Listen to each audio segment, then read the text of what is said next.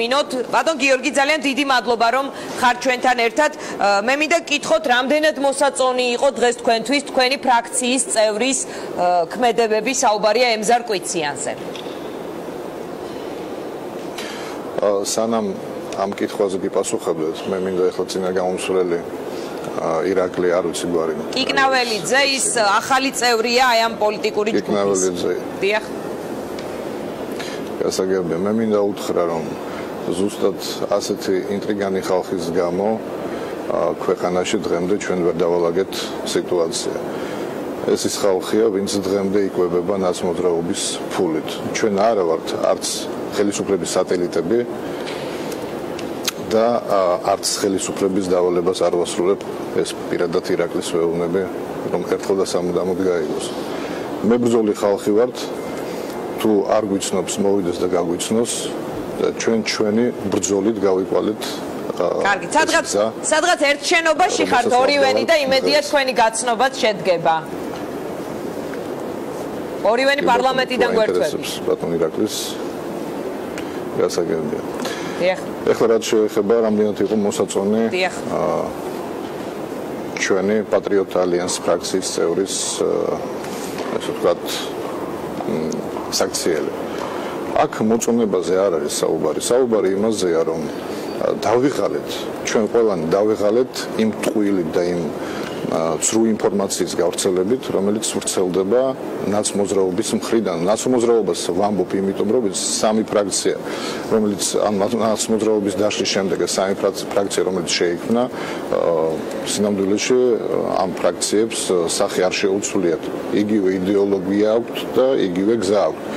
რასაც ედგა ადრე ნაცმოძრაობა, დღეს ადგას სამივე ფრაქცია ცალკეულად, მაგრამ ამ მნიშვნელობა ხო სახელმწიფოს რო შეცვლი მესამე ვინ არის?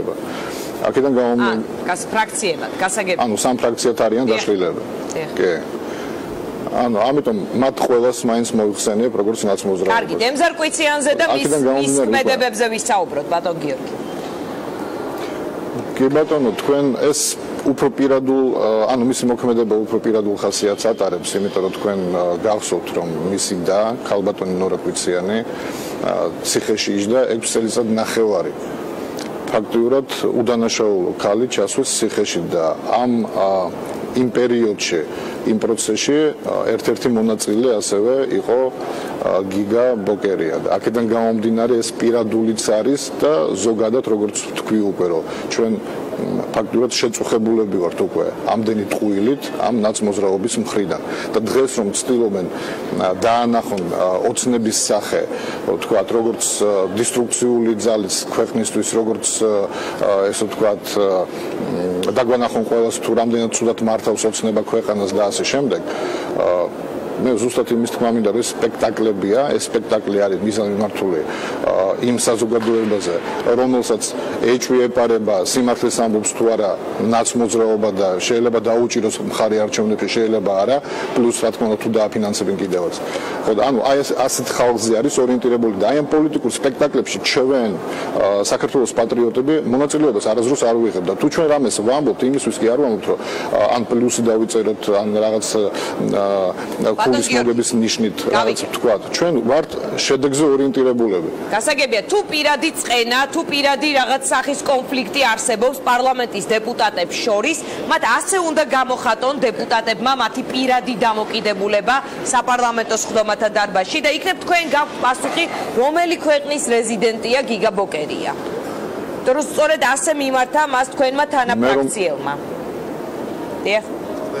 კი ბატონო, მე რომ მკითხოთ, რუსეთის რეზიდენტი იყო. ეხლა თუ შეიცვალა პატრონი, მე არ ვიცი, მაგრამ ალბათ მას თვითონ მკითხეთ, პასუხს არ ამგონია რომ პასუხს გაგცემდეთ, მაგრამ მე ვფიქრობ, რომ ერთ-ერთი ქვეყნის რეზიდენტი არის დღესაც. და არა მარტო გიგა ბოკერია. მე იმიტომ თქვი მაშინ წინადადებით, იმიტომ შემოვიდი, რომ სიცრუის დეტექტორზე გავიაროთ შემოწმება და დავიწყოთ ჩვენი ფრაქციიდან, საქართველოს პატრიოტებიდან და საბოლოო ჯამში დავადგინოთ, ვინ რომელი ქვეყნის რეზიდენტია, რომელი ქვეყნის ჯაშუშია და ვინ ვიზზე მუშაობს. ანუ ჩვენი ინიციატივა იყო.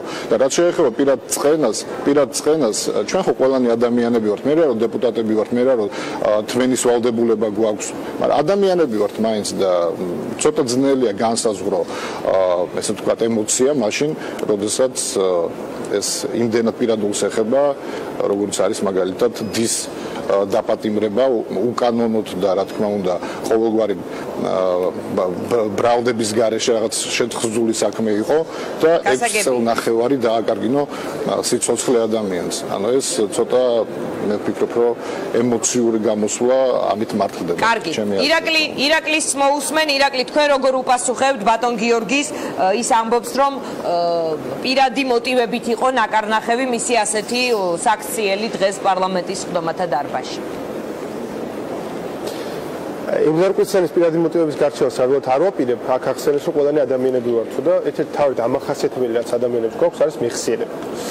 და იმზარკვიციანი ყველა ძალიან კარგად გვახსოვს ადამიანებს, რომელსაც არ მორიდებია სახელმწიფო გადატრიალების ცდელობა მოეწყო, აჯანყებოდა საქართველოს სახელმწიფო, შემდგომ თავი შეეფარებინა ოკუპანტი ქვეყნისთვის, იქ ეცხოვრა მრავალი წლის განმავლობაში იმ ქვეყნის დაზვერვის დახმარებით, პირდაპირ ფინანსური დახმარებით და შემდგომ დაბრუნებულიყო საქართველოში.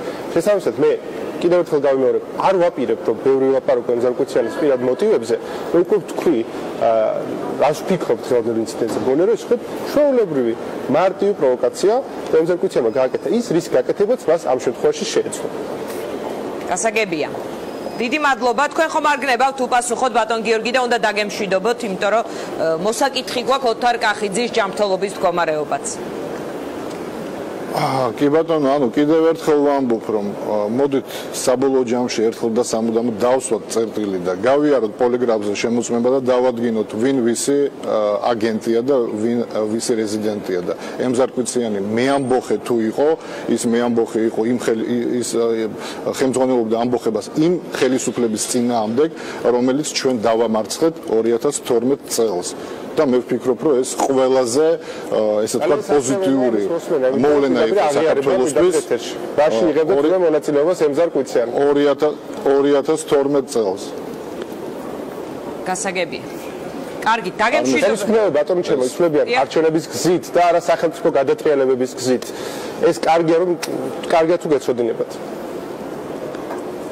როდესაც ხალხი არჩევნებში იღებს მონაწილეობას, სულ არ ელოდება, რომ მერციხეებში გაუპატიურებას დაიწყებენ ხალხის, ბიზნესის გადაფორმება დაიწყება 12 საათზე ღამე და 3 საათზე ღამე და მოსამართლე შეასრულებს ნოტარიუსის როლს. ამას ნამდვილად არ ელოდება ხალხი. ძალიან დიდი მადლობა გიორგი ლომია, ფრაქცია საქართველოს თქვენი ხელისუფლების პერიოდში. დიდი მადლობა ბატონ გიორგი, ჩვენ საუბრობდით ინციდენტზე, რომელიც მოხდა დღეს პარლამენტში. ირაკლი კიკნაველიძე, გიორგი ლომია იყვნენ ჩვენი სტუმრები და ჩვენ ცოტა ხნის წინ